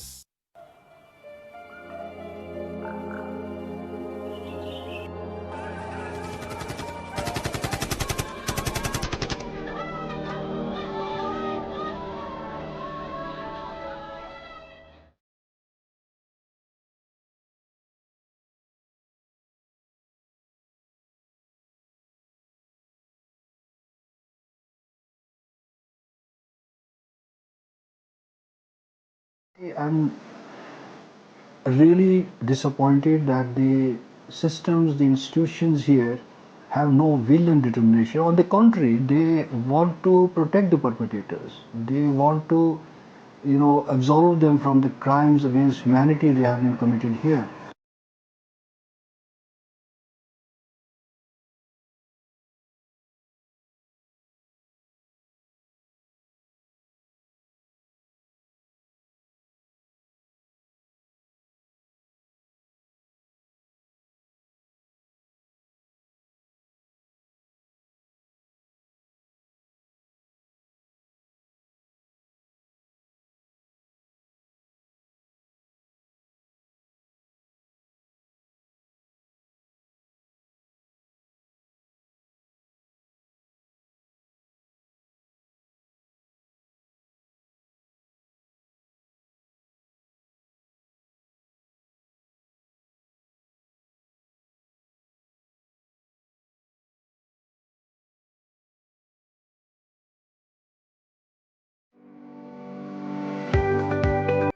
They achieved their UN climate action goals, which calls for urgent actions to combat climate change 10 years before the deadline. It's not America, the UK, or Australia. It's Pakistan!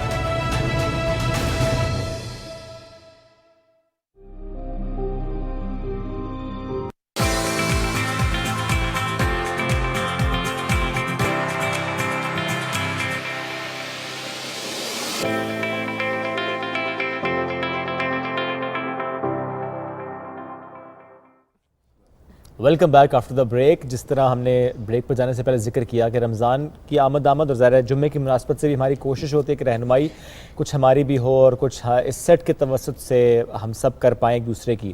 ماہ رمضان کی آمد ہے اور رمضان کی آمد پر جو خوشی محسوس ہوتی ہے کیونکہ یہ وہ مہینہ ہے جس کا بندہ مومن سال بھر انتظار کرتا ہے. ایک ایسا مہینہ جس میں ہماری کوشش ہے نیکیاں سمیٹ لیں, برکت, بخشش, عبادت کریں, نفس کے ساتھ جہاد کریں, صدقہ دیں, خیرات دیں, رضائے الہی کے لیے جس طرح ہم عبادت کرتے ہیں اور جنت کی بشارت جس طرح سے دی گئی ہے مومنین کے لیے اور جس طرح جہنم سے نجات کا یہ مہینہ کہا جاتا ہے. تو اس ماہ مقدس میں مومن کے اندر فکر آخرت کے ذریعے رب تعالیٰ سے جو ملاقات کی خواہش بیدار ہوتی ہے, آج اس کی بات بھی کریں گے. 1 سال بعد یہ ایک مہینہ مہمان بن کر آیا ہے. تصور کرتے ہیں ہمارے گھر کسی اعلیٰ مہمان کی آمد ہو تو ہم کیا کرتے ہیں؟ بہت سی تیاریاں کرتے ہیں, گھر کے آنگن کو خوب سجاتے ہیں, خود بھی بڑا تیار ہوتے ہیں, اپنی تیاری بھی ہوتی ہے, گھر کی تیاری بھی ہوتی ہے, خوشی کا ایک ماحول ہوتا ہے. بالکل. اور ایسے میں ہم نے پھر یہ بھی دیکھنا ہوتا ہے کہ ہم نے اس نہ صرف مہینوں کو کس طرح سے ویلکم کرنا ہے بلکہ یہ بھی دیکھنا ہے کہ مہمان کی توازو کے لیے طرح طرح کے جو کھانے تیار کیے جاتے ہیں اس سے ہم نے لوگوں کو محظوظ کیسے کرنا ہے. تو جب ایک مہمان کے لیے اتنی تیاری کی جاتی ہے تو رب تعالیٰ کی طرف سے بھیجے گئے مہمان کی تیاری کس قدر پرزور ہونی چاہیے, آج اس کا استقبال کیسے ہونا چاہیے, ہم اس پر بات کریں گے. کیونکہ نبی پاک صلی اللہ علیہ وآلہ وسلم جب شعبان کا مہینہ شروع ہوتا تو اس وقت سے ہی رمضان کی تیاری شروع فرما دیا کرتے تھے. شعبان کے مہینے میں ہی روزے رکھنا شروع کر دیا کرتے تھے تاکہ رمضان کی تیاری آسانی سے ہو سکے. اور یہ بھی فرمایا کہ اے اللہ ہمارے لیے رجب اور شعبان کی مہینے میں برکت عطا فرما اور ہمیں رمضان تک پہنچا دے. تو ہم خوش نصیب ہیں کہ چند ہی دنوں میں 1 سے 2 روز کے بعد ہم رمضان کے بابرکت مہینے میں داخل ہونے جا رہے ہیں. تو رمضان کی بابرکت و فضیلت اس پر بھی بات ہوگی. کل ایک سعودی عرب سے جو بڑی اچھی خوشخبری آئی ہے پروگرام میں اس پر بھی آگے چل کر بات ہوگی اور اس پر ہم اپنے مہمانوں کا تعارف بھی آپ سے کریں. بالکل. ہمارے ساتھ موجود ہیں مذہبی اسکالر ڈاکٹر ظہیر عباس قادری صاحب, آپ کو ویلکم کرتے ہیں سر. علامہ ثاقب اکبر صاحب مذہبی اسکالر ہیں سر, آپ کا شکریہ, ہمیشہ ہی آپ سے ہم رہنمائی حاصل کرتے ہیں. اور سید سلمان کونین صاحب معروف نعت خواہ ساتھ موجود ہیں, آپ کو بھی سر ویلکم کرتے ہیں. آغاز سر ہدیہ نعت سے کرتے ہیں. جی یہ رمضان کے حوالے سے ایک کلام ہے, چلیں رمضان کے حوالے سے کلام. چھا گئی رحمت کی چادر ماہ رمضان سبحان اللہ سبحان اللہ. چھا گئی رحمت کی چادر ماہ رمضان آ گیا, ہو گئی خوشحالی گر گر ماہ رمضان آ گیا, چھا گئی رحمت کی چادر ماہ رمضان آ گیا. لے کے انعام الہی مومنوں کے واسطے, لے کے انعام الہی مومنوں کے واسطے, کرنے جانو دل منور ماہ رمضان آ گیا, کرنے جانو دل منور ماہ رمضان آ گیا. اور علامہ صاحب شعر سنیے کہ ماشاءاللہ ماشاءاللہ. ساتیں ہیں سحری کی افطار کی ہیں برکتیں, ساتیں ہیں سحری کی افطار کی ہیں برکتیں ہے بڑی تسکین میسر ماہ رمضان آ گیا ہو گئی خوشحالی گھر گھر ماہ رمضان آ گیا چھا گئی رحمت کی چادر ماہ رمضان آ گیا سبحان اللہ صبر کی دن کو مشقت شب تراویح کی بہار روح کی راحت کا محور ماہ رمضان آ گیا. اور بہت خوبصورت شعر کے لے کے پھر نور شب قدر اور لطف اعتکاف لے کے پھر نور شب قدر اور لطف اعتکاف کرنے ایمان کو معطر ماہ رمضان آ گیا. اور کیا شان بیان کی میرے مولا کی. آپ فرماتے ہیں کہ ماشاءاللہ ماشاءاللہ ابتدا ہے آخری عشرے کی یوم مولا سے ابتدا ہے آخری عشرے کی یوم مولا سے پھر سجے گی بزم حیدر ماہ رمضان آ گیا پھر سجے گی بزم حیدر ماہ رمضان آ گیا. اور مقطع سنیے کہ رحمت و بخشش بھی شاہد اور جہنم سے نجات رحمت و بخشش بھی شاہد اور جہنم سے نجات اب ہمیں ہو رنج کیوں کر ماہ رمضان آ گیا ہو گئی خوشحالی گھر گھر ماہ رمضان آ گیا ماہ رمضان آ گیا چھا گئی رحمت کی چادر ماہ رمضان آ گیا.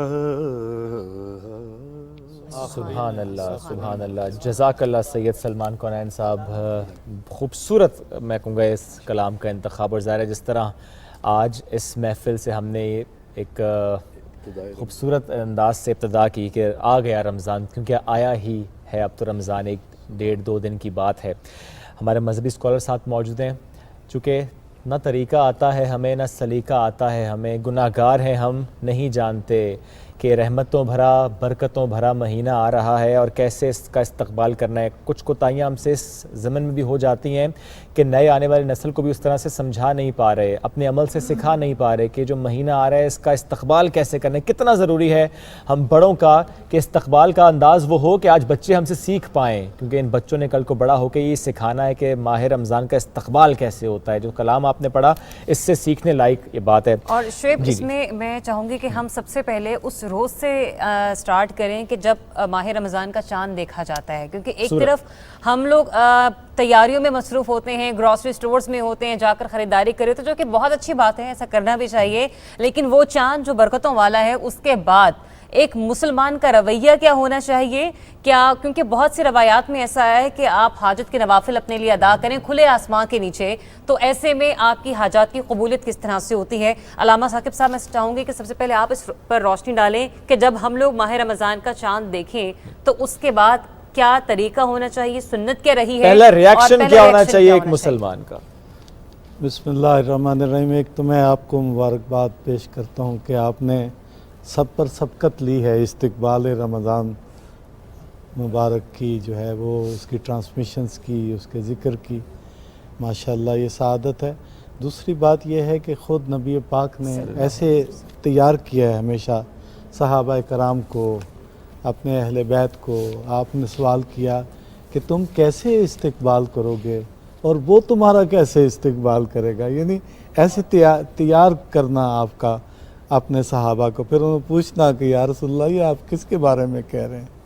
پھر آپ نے ایک دفعہ یعنی رمضان شریف سے پہلے والے خطبہ، جو خطبہ جمعہ، آج بالکل سمجھے کہ آج ہی کا دن ہے، تو خطبہ جمعہ جو دیا اور انہوں نے کہا کہ یہ جو مہینہ آنے والا ہے یہ ایسا مہینہ ہے جس میں آپ کی سانسیں تسبیح ہو جائیں گی، جس میں آپ کی نیند عبادت ہو جائے گی. سبحان اللہ.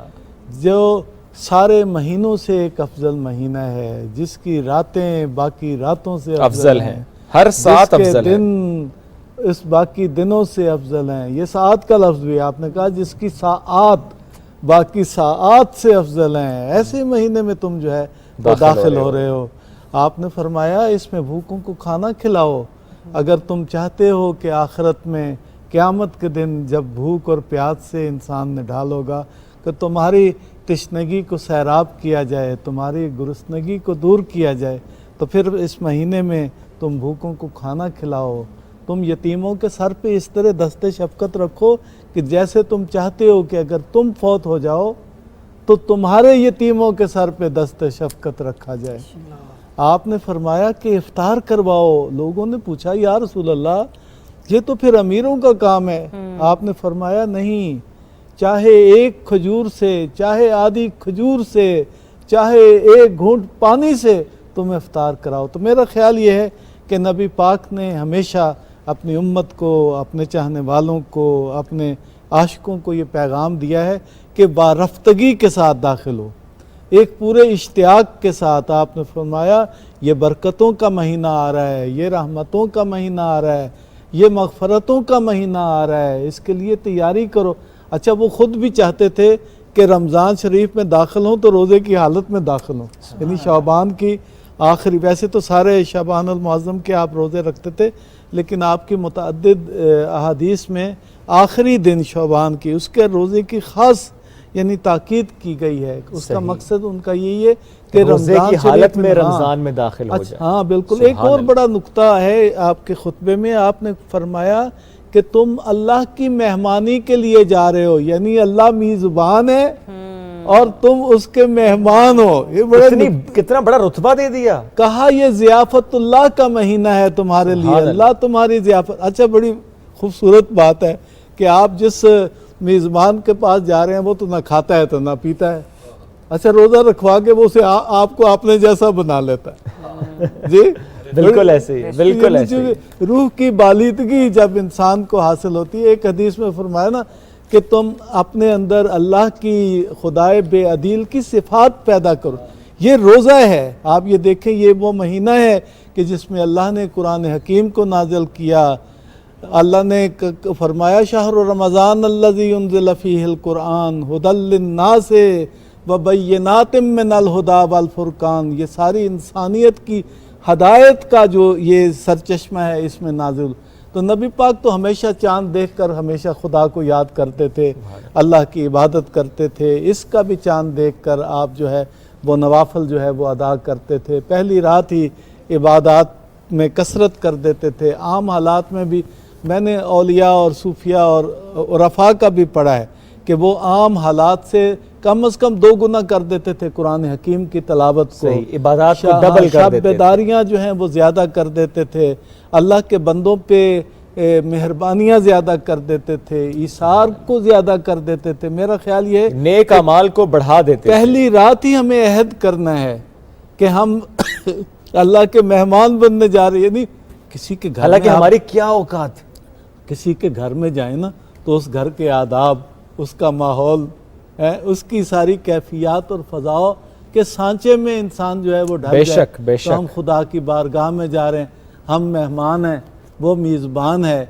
ये महीना भी आपने कहा ये मेहमान बन के, ये महीना हमारा मेहमान बन के आया है और हम इस महीने में रब के मेहमान बन के जा रहे हैं। सुभान अल्लाह, कितनी बड़ी सादत कितनी है, बड़ी सादत है, इसमें कोई शक जो है वो इस महीने बेशक में हासिल। आपकी तमाम गुफ्तगू ऐसी, यकीन जाने मैं खो गया, लेकिन एक जुमला ऐसा था जिसमें अभी तक मैं खोया हुआ हूँ। वो जुमला ये था, यतीमों की कफालत ऐसे करो कि अगर खुद तुम्हारे जो यतीम हो तो उनकी कफालत जैसे होनी चाहिए। ये ऐसा जुमला आपने अदा किया कि वाकई नबी पाक ने फरमाया, बिल्कुल आपने जो कोट किया। तो आप देखिए कि यतीमों की कफालत करने के हवाले से क्या हुक्म है। मैं ऐसे कहता हूँ ये हुक्म का दर्जा ज़ाहिर है, हुजूर की बात हुक्म का दर्जा है। डॉक्टर ज़हीर अब्बास साहब, मैं चाहूँगा इसी को कंटिन्यू करते हैं। ये कितनी बड़ी बात है कि हमने ये सीखना है कि बिलखुसूस रमज़ान में यतीमों पे दस्ते शफ़क़त रखना, उनका ख्याल रखना, बिल्कुल उस तरह से कि बस एक लम्हे को ये सोच लें कि खुदा न खास्ता आज मैं चला गया तो जो मेरे बाद यतीम होंगे उनका ख्याल कैसे रखा जाए, जो मेरी ख्वाहिश होगी वो मैं करके दिखा दूँ। बिस्मिल्लाहिर्रहमानिर्रहीम। सबसे पहले तो PTV न्यूज़ को इस बात की मुबारक हो कि रमज़ान ट्रांसमिशन हमारे लिए तो समझें कि आज ही स्टार्ट हो गई है। बिल्कुल ऐसे ही है और ये सेहरा आपके सर जाता है। रब्बे कायनात मज़ीद इज़्ज़तों से नवाज़े और अजर अज़ीम अता करे। तो अल्लाह रब्बुल आलमीन ने इरशाद फरमाया, या अय्युहल्लज़ीना आमनू कुतिबा अलैकुमुस्सियाम कमा कुतिबा अलल्लज़ीना मिन क़ब्लिकुम लअल्लकुम तत्तक़ून। ए ईमान वालों, तुम पर रोज़े फ़र्ज़ किए गए हैं जैसा कि तुमसे पहलों पर फ़र्ज़ थे, ताकि तुम परहेज़गार बन जाओ। अल्लाह रब्बुल आलमीन ने ये फरमाया कि तुम पर रमज़ान के रोज़े फ़र्ज़ हैं। तो पता चला कि जो बालिग है और जिसको जो साहिब उज़र नहीं, उस पर रोज़े फ़र्ज़ हैं और इन्हें हमें हर सूरत रखना है। अगर कोई नहीं रखेगा तो वो गुनहगार होगा। इसी तरह फिर अल्लाह ताला ने ढारस बंधाने के लिए, तसल्ली देने के लिए, हौसला देने के लिए फरमाया, कमा कुतिबा अलल्लज़ीना मिन क़ब्लिकुम, जैसा कि तुमसे पहली उम्मतों पर फ़र्ज़ किए गए थे। लिहाजा ये फर्स्ट टाइम तुम पर ही फर्ज नहीं है, पहली उम्मतों पर भी कुछ ना कुछ फर्ज थे। बिल्कुल ठीक, इसलिए कि तुम परहेजगार बनो। तो परहेजगारी का मतलब ये नहीं है सिर्फ कि आप नमाजी बन जाओ, बल्कि परहेजगारी, ज़ाहिरी परहेजगारी का मतलब ये है कि आप अल्लाह ताला से जो है ना जुड़ जाओ। बातिन की परहेजगारी, चूंकि मामला इस पर हम मजीद भी गुफ्तगू करते हैं, सिर्फ ये बताया जा रहा है माज़रत के साथ कता कलामी की कि असद उमर साहब इस मीडिया से गुफ्तगू कर रहे हैं, जरा आपको पहले वो बराह रास्त ले चलते हैं। असद उमर मीडिया टॉक कर रहे थे, उससे मुतालिक हमने बराह रास्त आपको वो गुफ्तगू सुनवाई। वापस आते हैं अपने सेगमेंट की तरफ और हम बात इस्तक़बाल रमज़ान ही कर रहे थे, तो जहाँ से सिलसिला टूटा वहीं से शुरू करते हैं। डॉक्टर ज़हीर अब्बास साहब प्लीज़ आप अपनी गुफ्तगू कंटिन्यू कीजिए। बहुत शुक्रिया। अल्लाह रब्बुल आलमीन ने इरशाद फरमाया कि पहली उम्मतों पर रोज़े फ़र्ज़ कर दिए गए इसलिए कि मुसलमानों को तसल्ली और ढारस मिले। रोज़ा फ़र्ज़ इसलिए किया गया ताकि रोज़ा रखने के बाद हम मुत्तकी हो जाएं। तक़वा ज़ाहिर का भी है और तक़वा बातिन का भी है। ज़ाहिर का तक़वा यह है कि हम अपने जिस्म को और अपनी ज़िंदगी को अल्लाह और उसके रसूल अलैहि सलाम की रज़ा के लिए कर लें, और बातिन का तक़वा जो है वो ये है कि हमारे दिल नरम हो जाएं, हमारी सोचें पाकीज़ा हो जाएं, हमारे सोचें जो है ना वो पॉजिटिव हो जाएं और नेगेटिविटी से हम बाहर निकल आएँ। और सोचों के पाकीज़ा होने का मतलब ये है कि दूसरों का दर्द हम अपने दिल में महसूस करें, और वो यतीमों का दर्द है, वो मजलूमों का दर्द है, वो गरीबों का दर्द है, वो बेसहारों का दर्द है।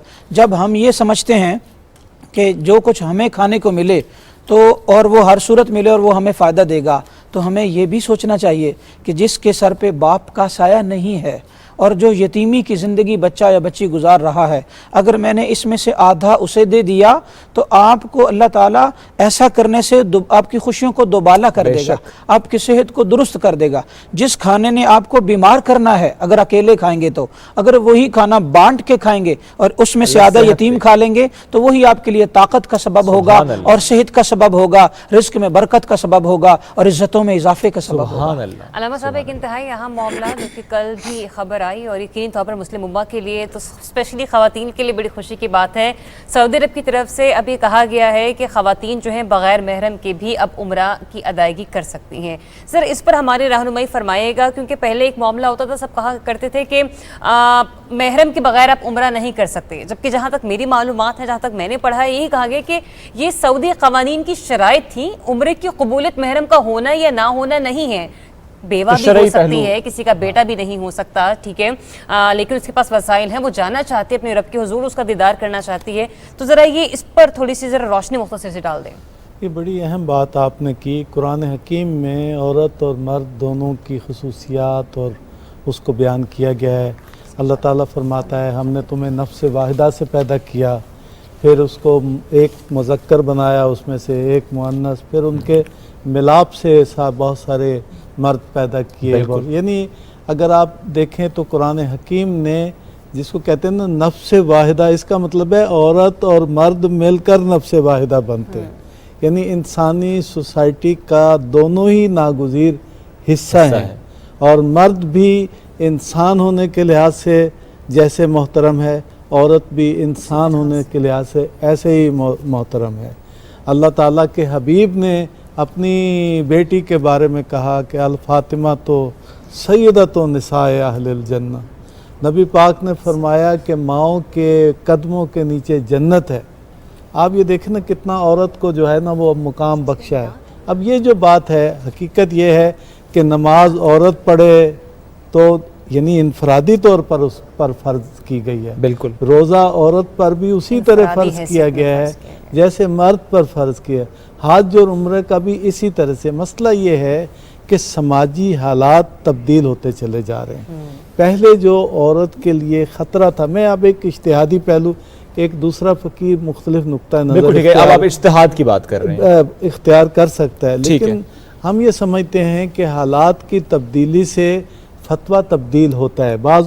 بعض چیزیں تبدیل نہیں ہو سکتی. مثلا نماز ہے صبح کی, اس کے اوقات ہیں وہ وہی رہنے ہیں, ٹھیک ہے, لیکن یہ کہ نماز کس چیز کے اوپر پڑھنی ہے تو کس چیز کے اوپر نہیں پڑھنی, وہ چیزیں تو بدلتی رہتی ہیں. پہلے تو آپ مٹی تھی اندر مسجد نبوی میں, چٹائیاں تو بعد میں حضرت عثمان کے شاید دور میں آ گئیں, لیکن یہ کہ اس کا مطلب یہ کہ یہ چیزیں بدلتی ہیں. اسی طرح سے یہاں پر بھی اگر آپ دیکھیں تو سماج میں بہت تیز رفتار تبدیلیاں آئی ہیں. بالکل ٹھیک. عورتوں کے امپلائمنٹ دیکھیں, وہی عورتیں جو ابھی اگر ان کے اوپر نہیں عمرہ کے لیے یا حج کے لیے محرم اگر ضروری تھا تو وہی عورتیں ہوائی جہازوں کے اندر جو میزبان ہوتی تھیں وہ اسی طرح بغیر محرم کے آتی جاتی تھی. تو لوگوں نے کہا, حکومتوں سے کہا کہ یہ تو آتی ہیں اور یہ آ کے حج بھی کر لیتی ہیں اور عمرہ بھی کر لیتی ہیں, تو کیا آپ باقیوں کے لیے بھی اجازت دیں؟ یعنی جب ان کی عزت و ناموس معرض سوال اور معرض خطر میں تھی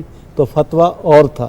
اب اگر بعض علماء نے یا مجتہدین نے یہ محسوس کیا ہے کہ عورت کی عزت و ناموس محفوظ ہے, اور اس قدر اس وقت تو آپ کے انٹرنیٹ کی دنیا نے ہر ایک کو بالکل سامنے بٹھایا ہوا اور کھڑا کیا اور چل رہا ہے, تو وہ محفوظ ہے. تو میں یہ سمجھتا ہوں کہ ان حالات میں وہ بات آپ کی ٹھیک ہے کہ عمرہ تو پہلے بھی اس اکیلی کا ہی قبول ہوتا تھا, اگر ہوتا تھا تو حج بھی اسی طرح سے, اب بھی اسی طرح سے ہوگا. میرا خیال یہ ہے کہ فقہا کہتے ہیں زمان و مکان دو تعیین کنندہ عناصر ہیں اجتہاد میں. یعنی اجتہاد دیکھتا ہے کہ اگر زمانی شرائط بدل گئی ہیں یا مکانی شرائط تبدیل ہو گئی ہیں یا اور خارجی حالات تبدیل ہو گئے ہیں تو فتوے کی تبدیلی کے امکانات پیدا ہو جاتے ہیں. لہٰذا اگر میرا خیال ہے کہ فقہا نے یہ بات کہی ہے, بعض نے, تو میں تو ذاتی طور پر آپ اس کی تائید کرتے ہیں. بالکل ٹھیک ہے. ایک منٹ سر آپ اس میں پلیز. جی میں عرض کرتا ہوں. جناب ڈاکٹر صاحب نے پہلے ایک بات ارشاد فرمائی کہ رمضان المبارک سے ایک دن پہلے کا جو روزہ ہے اس پر زور دیا گیا ہے. یہ فقہ جعفریہ میں ہو سکتا ہے یا ڈاکٹر صاحب کے نزدیک ہو سکتا ہے. فقہ حنفی میں اور اہل سنت کے نزدیک ایسا ہے کہ رمضان المبارک سے چند دن پہلے روزے چھوڑ دینا افضل ہے تاکہ آپ رمضان المبارک کے لیے جاندار ہو سکیں اور آپ میں طاقت آ سکے. اسی طرح جو دوسری بات ہے, اگر آپ پورے ورلڈ پر نظر ڈالیں پاکستان سمیت کہ کیا تو پوری دنیا کے اصولوں کے مطابق کیا عورت پروٹیکشن میں آ گئی ہے, کیا ریپ کیسز کم ہو گئے ہیں, کیا عورت کی عزت پر ہاتھ ڈالنا ختم ہو گیا ہے. اگر میں اس پر آپ کو فگرز لینا چاہیں تو دے سکتا ہوں کہ آج کے دن میں بھی عورت محفوظ نہیں ہے چاہے وہ دنیا کا کوئی بھی ملک ہو.